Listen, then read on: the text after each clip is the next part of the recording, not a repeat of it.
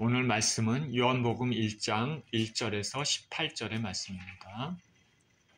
요한복음 1장 1절에서 18절 같이 한번 읽겠습니다. 시작.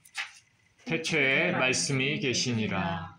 이 말씀이 하나님과 함께 계셨으니 이 말씀은 곧 하나님이시니라. 그가 태초에 하나님과 함께 계셨고 만물이 그로 말미암아 지은 바 되었으니 지은 것이 하나도 그가 없이는 된 것이 없느니라. 그 안에 생명이 있었으니 이 생명은 사람들의 빛이라. 빛이 어둠에 비치되 어둠이 깨닫지 못하더라. 하나님께로부터 보내심을 받은 사람이 있으니 그의 이름은 요한이라. 그가 증언하러 왔으니 곧 빛에 대하여 증언하고 모든 사람이 자기로 말미암아 믿게 하려 함이라. 그는 이 빛이 아니요 이 빛에 대하여 증언하러 온 자라.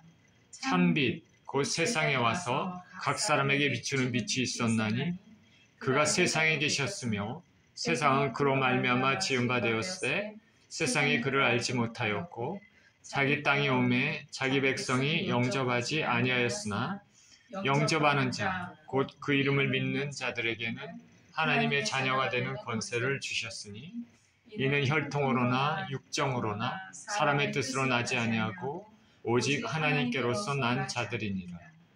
말씀이 육신이 되어 우리 가운데 거하심에 우리가 그의 영광을 보니 아버지의 독생자의 영광이요 은혜와 진리가 충만하더라.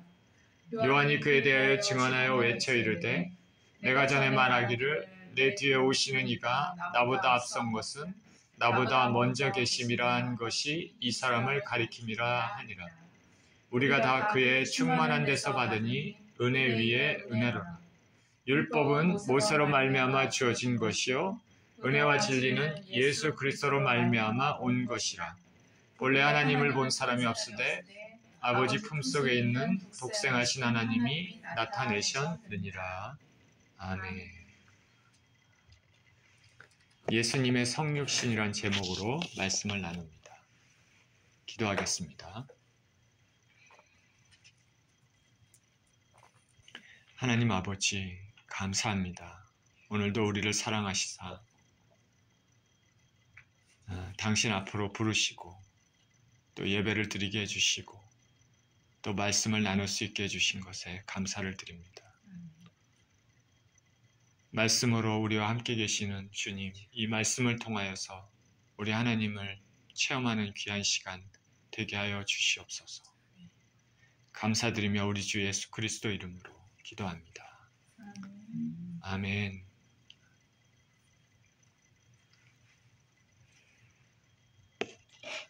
제가 미국에 산 지도 좀 이제 꽤 되었습니다. 이 나이도 이제는 적지 않은 나이가 되었는데 가끔 제가 어렸을 때 살았던 이런 것들을 추억할 때가 있습니다. 제가 어렸을 때 저희 아버님, 저희 어머님 이제 모두 돌아가신 지 꽤 되셨지만 저희 아버님은 자전거에 간장을 신고 이렇게 다니셨습니다. 아침 일찍 간장을 팔러 다니시다가 저녁 해질 무렵에 들어오시곤 했습니다. 원래 경찰을 하셨다가 마음에 맞지 않으신 것이 있으셨는지 사직하시고 생계를 위해서 간장을 팔러 다니셨습니다. 그때 어린 저는 동네에서 저녁 시간이 되면 아버지가 돌아오시기를 소원꼽아 기다렸습니다. 돌아오실 것, 자전거 타고 이렇게 오실 것 같은 그런 곳에서 또 이렇게 장난치면서 또 아버지를 기다렸던 그런 기억들이 있습니다. 일을 마치고 돌아오는 아버지는 그런 저를 볼 때마다 기뻐하시고 사랑해 주셨습니다. 저는 부모님의 사랑을 많이 받고 자란 행운아입니다. 제가 어렸을 때는 몰랐지만 나이가 들면서 내가 부모님의 사랑을 많이 받고 어렸을 때 자랐구나 이런 생각이 들었습니다. 좋아하는 사람을 기다린다는 것은 언제나 설렙니다. 우리가 연애할 때 사랑하는 사람과 약속을 잡고 기다리는 마음이 있지 않습니까?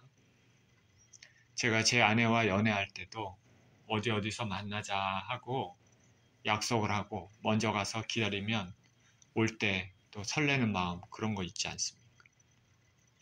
우리는 한 해의 끝자락을 지나면서 예수님의 나심을 기다리고 있습니다.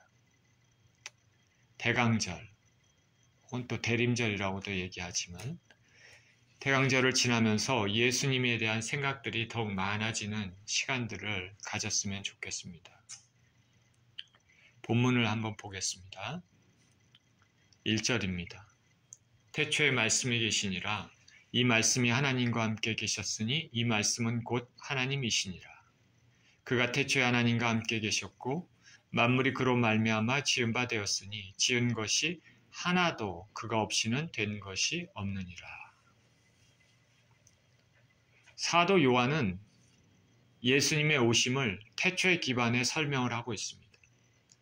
예수님은 태초에 말씀으로 계신 분입니다.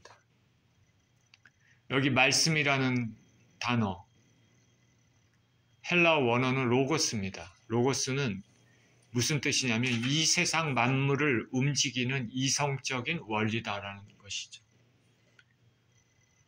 사도 요한이 이 말씀을 예수님에 대해서 태초라는 그 단어를, 말씀이라는 단어를 쓴 이유는 아마도 온 우주를 주관하시는 분이 바로 이 예수님이라는 것을 강조하기 위한 것으로 보입니다. 그리고 이 로고스란 단어는 당시에 유대인들뿐 아니라 이방인들에게도 그 단어의 의미를 잘 알고 있습니다. 성령의 감동 가운데 사도 요한은 예수님을 로고스라는 단어로 표현했습니다. 그 예수님은 이 로고스는 하나님과 함께 계셨습니다. 하나님 아버지와 함께 계셨고 그 하나님과 함께 아버지와 함께 이 세상을 창조하셨습니다. 그리고 지금 그 예수님은 만물을 붙들고 계십니다.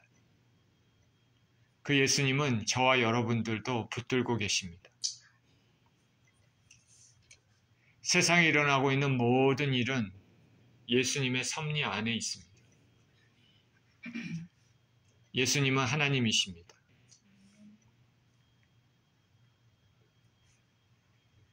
저는 오늘 찬양을 부르면서 예수님이 저 앞에 자리에 앉아 계시고 우리의 찬양을 듣고 계시다는 것을 상상하면서 찬양을 불렀습니다.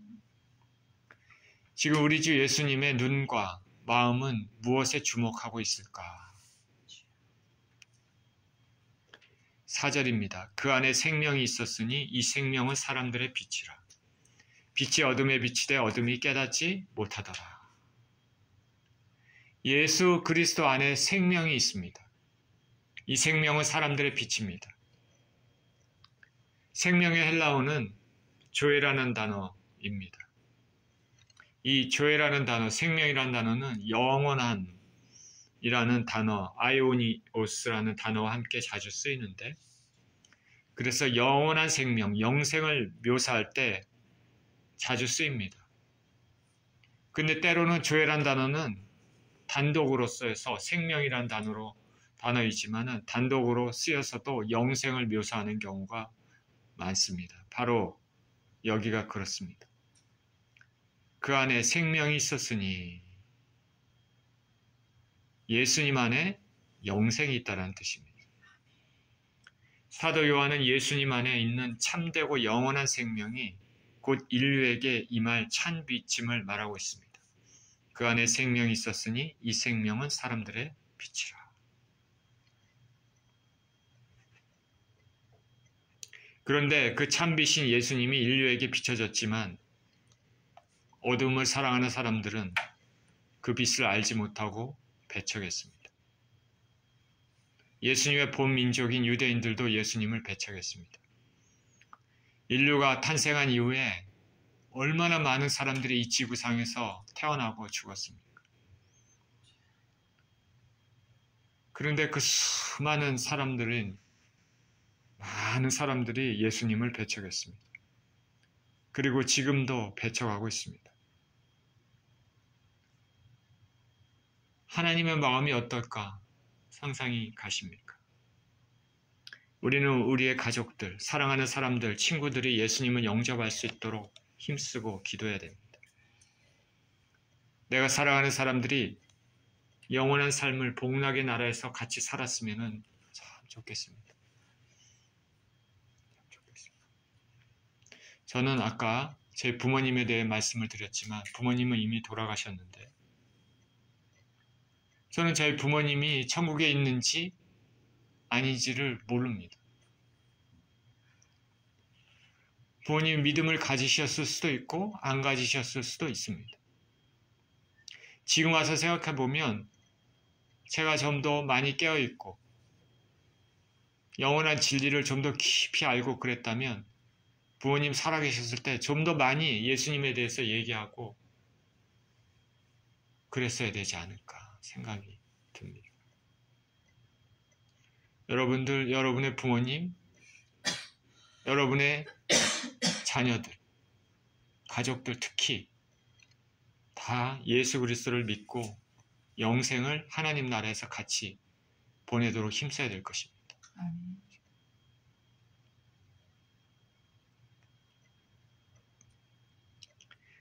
우리 주 예수 그리스도를 믿는 것은 아무나 할 수가 없습니다. 하나님의 은혜로만 가능하기 때문에 우리가 하나님께서 나와 내 주변에 있는 가족들, 또 친구들, 지인들 위하여 기도해야 될 줄 믿습니다. 그리고 우리가 알지 못하는 많은 사람들을 위해서도 또 기도해야 될 것입니다. 그 안에 생명이 있었으니 이 생명은 사람들의 빛이라. 빛이 어둠에 비추되 어둠이 깨닫지 못하더라. 또 이 말씀을 통해서 우리가 생각해 볼 수 있는 것은 참 진리와 거짓 진리를 구분할 수 있는 영적 안목이 필요함을 느낄 수 있습니다.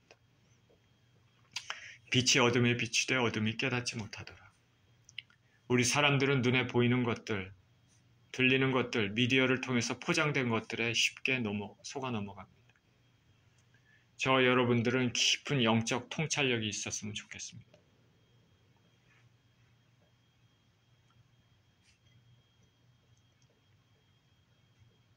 우리가 드라마나 연속극 이런 것들을 볼 때가 있지 않습니까?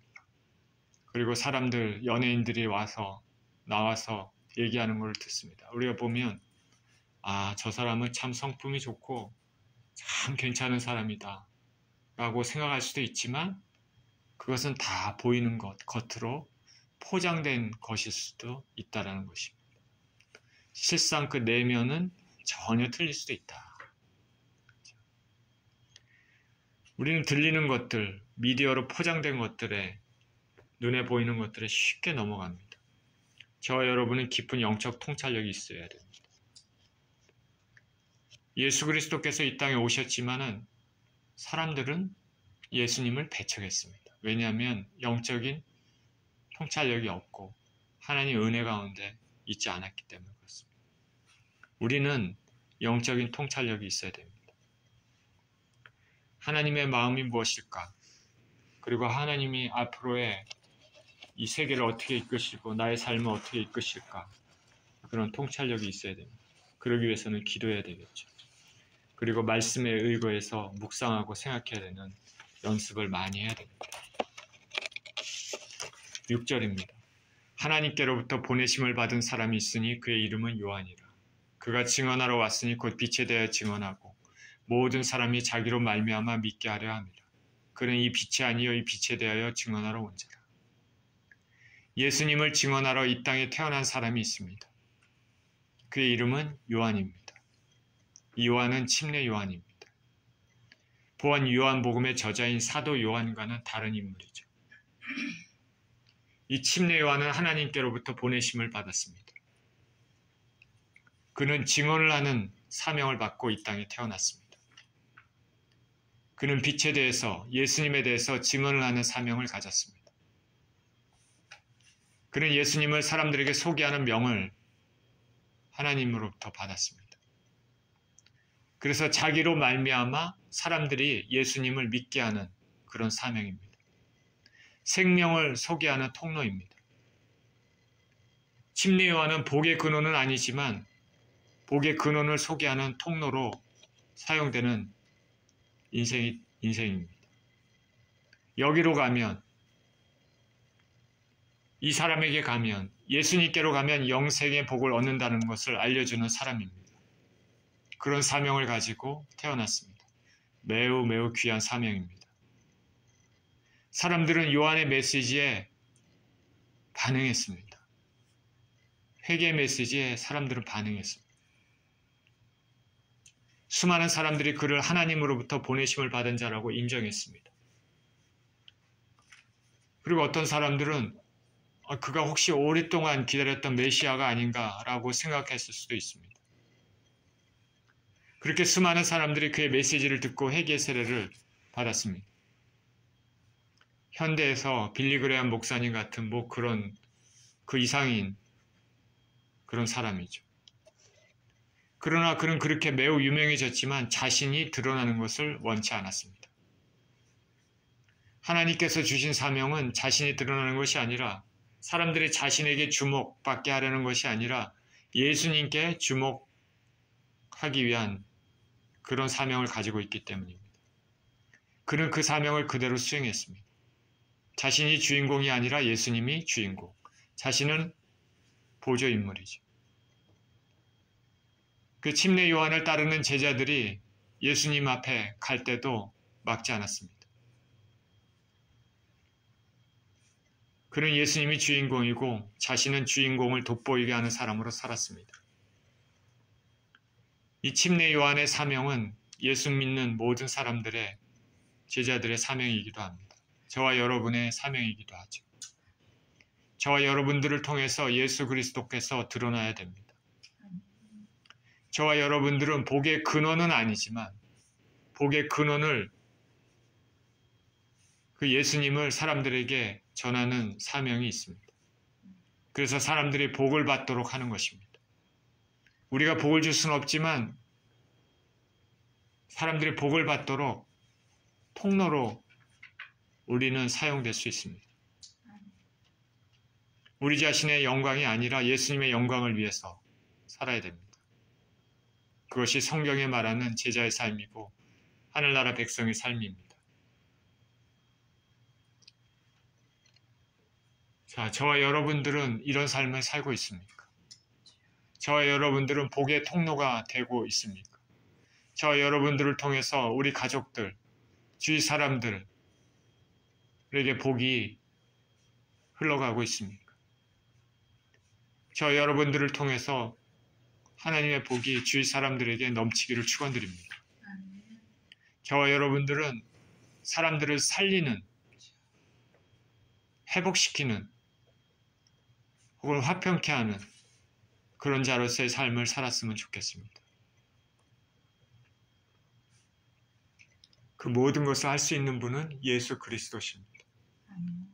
저와 여러분은 그 예수 그리스도를 소개하는 사명이 있는 것입니다. 9절입니다. 참빛 곧 세상에 와서 각 사람에게 비추는 빛이 있었나니 그가 세상에 계셨으며 세상은 그로 말미암아 지은 바 되었을 때 세상이 그를 알지 못하였고 자기 땅에 오매 자기 백성이 영접하지 아니하였으나 참빛이 세상에 왔습니다. 이 참빛은 각 사람, 저와 여러분에게도 비춰졌습니다. 그는 세상을 창조하신 창조주입니다. 그러한 참빛이 사람들에게 비춰졌지만 세상에 속한 사람들은 그 빛을 알지 못했습니다. 심지어 그 빛을 바라던 오랜 기간에 소망했던 그 유대인들도 막상 그 빛이 비춰졌는데 영접하지 않았습니다. 왜냐하면 실상은 어둠을 더 사랑했기 때문입니다.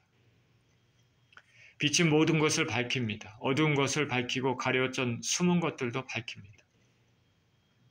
숨은 동기도 다 밝혀지는 것이죠.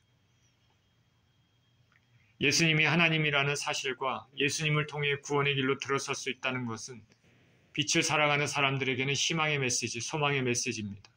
그러나 어둠을 사랑하는 사람들에게는 배척하고 싶은, 멀어지고 싶은 메시지입니다. 예수님이 아기로 예수로 이 땅에 태어났을 때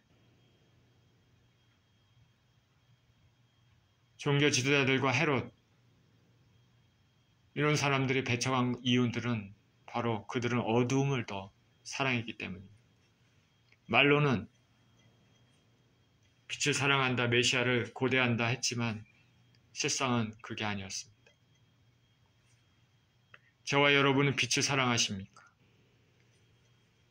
세상에는 살인과 같은 죄를 가장 큰 죄로 여깁니다. 그러나 하늘의 법정에서는 가장 큰 죄가 무엇이냐? 창조주 하나님을 잊고 배척하고 사랑하는 죄가 가장 큰 죄입니다.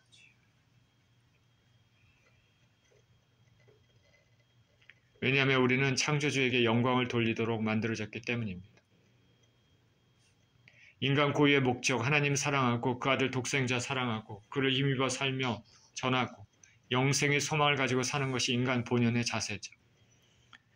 이미 이 빛은 세상에 비춰졌습니다. 지금도 이 빛은 세상을 비추고 있습니다.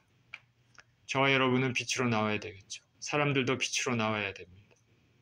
예수님 믿는 자들은 빛으로 나오게 되어 있습니다. 저와 여러분이 예수 그리스도를 믿는다면 그 믿음을 주신 하나님께 감사해야 될 것입니다. 왜냐하면 이 세상에는 빛보다는 어둠을 사랑하는 사람들이 너무너무나 많습니다. 12절입니다. 영접하는 자 곧 그 이름을 믿는 자들에게는 하나님의 자녀가 되는 권세를 주셨으니 이는 혈통으로나 육적으로나 사람의 뜻으로 나지 아니하고 오직 하나님께로서 난 자들이니라. 예수님이신 빛을 영접하지 않는 많은 사람들이 있지만 반대로 빛을 영접하는 자, 예수님 영접하는 자, 예수님이 하나님의 아들이심을 믿는 자들이 있습니다. 이들에게는 하나님의 자녀가 되는 권세가 주어졌습니다. 누구누구의 자녀가 된다는 것은 매우 중요한 의미를 가지고 있습니다. 부자 아버지를 가지고 있으면 자기 아무 공무원과 없어도 부자 아들로 살 수 있습니다. 아버지가 대통령이면 아무 공로 없어도 자식은 대통령의 자녀로 많은 것들을 누립니다. 우리가 예수 그리스도를 믿게 되면 하나님의 자녀가 되는 권세를 얻게 됩니다. 저와 여러분이 진정으로 예수 그리스도를 믿고 있다면 저와 여러분들은 하나님의 자녀입니다. 자녀이면 후사, 곧 예수님과 함께한 후사, 다시 말해서 기업을 얻을 자녀라는 것이죠. 유업을 얻을 자녀라는 것이죠. 하나님이 주시는 많은 것들을 누릴 수 있는 특권이 있습니다. 하나님을 아버지로 가지고 있느냐, 모시고 있느냐 아니냐는 이 땅에서의 삶에서 큰 차이가 있을 뿐 아니라 영원한 삶에서도 엄청난 차이가 있는 것이죠. 지금 세상은 참으로 혼돈스럽고 우리의 미래는 어떻게 전개될지 우리는 모릅니다. 갑작스럽게 병이 들을 수도 있고 물질적인 어려움도 겪을 수가 있습니다.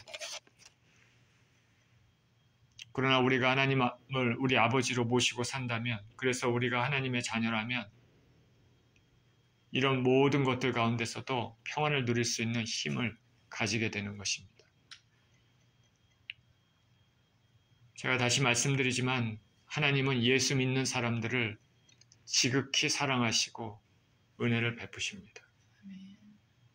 어떤 환경에서도 하나님의 사랑을 누리는 저와 여러분 되었으면 좋겠습니다. 예수 그리스도를 진정으로 믿어 그 안에 평안을 누리고 은혜를 누리고 사는 삶입니다. 이 예수님을 믿는 믿음, 하나님의 자녀가 되는 것은 무슨 혈통으로나 육정으로나 사람의 뜻으로 되는 것이 아닙니다. 이것은 오직 하나님께로부터 난 자들만이 되는 것입니다. 하나님이 부르신 자들만이 되는 것이다.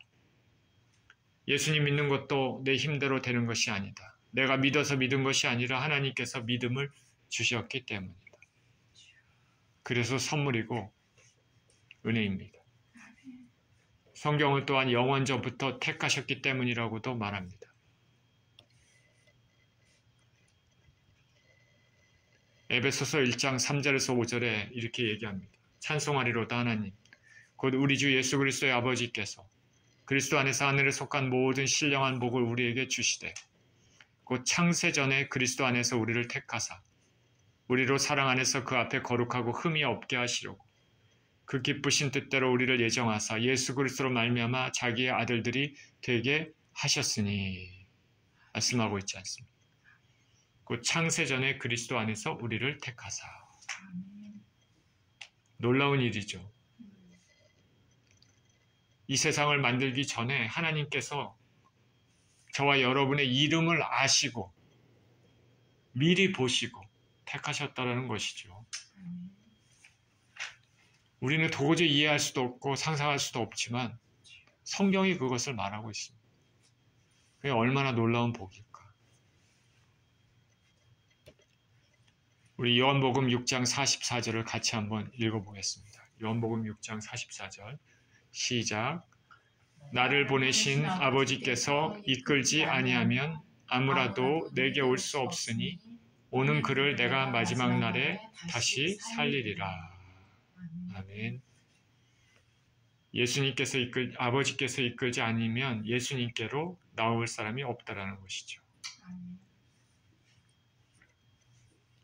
이와 같이 하나님 자녀가 되는 것은 출생과 비슷합니다.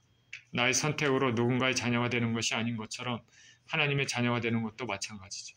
그렇기 때문에 자녀가 되는 것은 특권에 속합니다. 예수님을 믿게 된 것은 전적으로 은혜, 하나님 선물입니다. 이제 저와 여러분들이 진정 하나님 자녀가 되었다면, 예수님을 진정으로 믿었다면 자녀다운 모습이 우리 삶에서 나타나야 됩니다. 진정 내 자신뿐 아니라 주위 사람들이 저 사람은 하나님의 자녀다라고 생각할 만큼 온전한 모습을 가지고 있는지 생각해 봐야 되겠습니다. 14절입니다. 말씀이 육신이 되어 우리 가운데 거하시매 우리가 그의 영광을 보니 아버지 독생자 영광이요 은혜와 진리가 충만하더라. 요한이 그에 대하여 증언하여 외쳐 이르되 내가 전에 말하기를 내 뒤에 오시는 이가 나보다 앞선 것은 나보다 먼저 계심이라 한 것이 이 사람을 가리킴이라 하니라. 우리가 다 그의 충만한 데서 받으니 은혜 위에 은혜로라. 영원전부터 말씀으로 계셨던 분이 구약의 선지자를 통해서 오실 것이라 예언되셨던 그분이 우리 인간의 모습과 똑같은 모습으로 육신을 입고 이 땅에 오셨습니다. 사도 요한은 예수님의 영광을 봤을 때 아버지 독생자 영광이고 은혜와 진리가 충만하다 말합니다. 예수님을 다 봤더니 아버지 독생자 영광이고 은혜와 진리가 충만하다. 아버지 독생자의 영광, 하나님 아들의 영광입니다. 그 예수님은 은혜와 진리가 충만합니다. 예수님은 진리이시고 은혜이십니다. 온 우주를 창조하신 분이 절대적으로 진리만 말씀하시고 절대적으로 사랑이시고 은혜이시다는 것은 우리에게 참으로 위안을 줍니다. 지금 세상은 너무나 혼탁하고 가진 술수와 부정부조리, 비리 등이 창궐하고 있습니다. 서로 죽이고 죽고 허물고 증오하고 속이고 사랑이 없어진 사회입니다. 그리고 무엇이 진리인지도 헷갈리는 사회입니다. 그렇게 만들었습니다. 사단이 그렇게 휘젓고 다니고 있습니다. 노아의 때 하나님은 인생을 보시고 죄가 너무 관영하고 인생들의 생각하는 것들이 항상 악함을 보시고 더 이상 참지 못하셨습니다. 사랑의 하나님이 참지 못하셨다는 것은 죄가 차고 또 차고 넘쳐서 인내 한계를 넘어버렸다는 것을 의미합니다. 성경은 하나님이 사람 지으심을 한탄하시고 근심하셔서 사람들을 지면에서 쓸어버리시겠다고 말씀하셨습니다. 그리고 그 말씀대로 물로 심판하셨습니다. 우리 주 예수 그리스도께서는 이렇게 죄가 관영한 이 세상에서, 약한 세상에서 이런 일들로부터 거룩한 백성들을 건지시기 위해서 이 땅에 오셨습니다. 우리 인생들, 저와 여러분들은 모두 죄인이지만 크고 작은 죄를 짓고 사지만 우리 주 예수 그리스도의 은혜로 죄사함을 얻는 길이 활짝 열렸습니다. 은혜 위에 은혜로라. 은혜 예수님입니다. 저 여러분은 그 은혜 예수님께 매일매일 예배 자세로 나아가야 됩니다. 예수님은 은혜이시고 진리이십니다.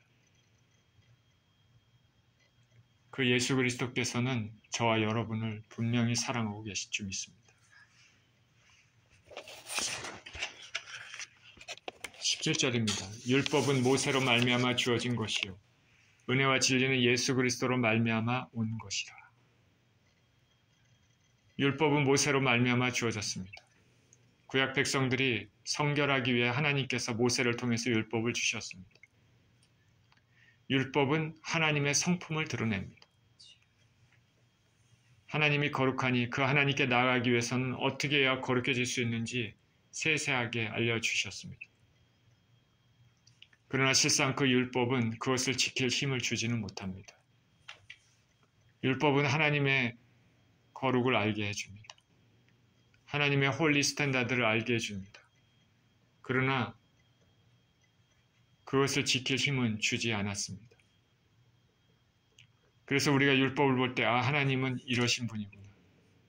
하나님은 사랑이 많으시고 거룩하신 분이고 공정하신 분이고 정의로우신 분이며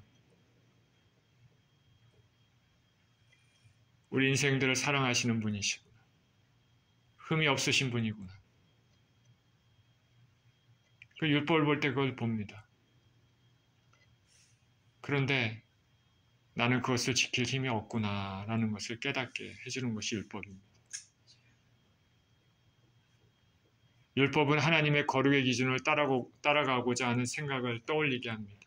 다른 한편으로는 그것을 할 수 없는 능력, 실력이 없는 인생임을 자각하게 합니다.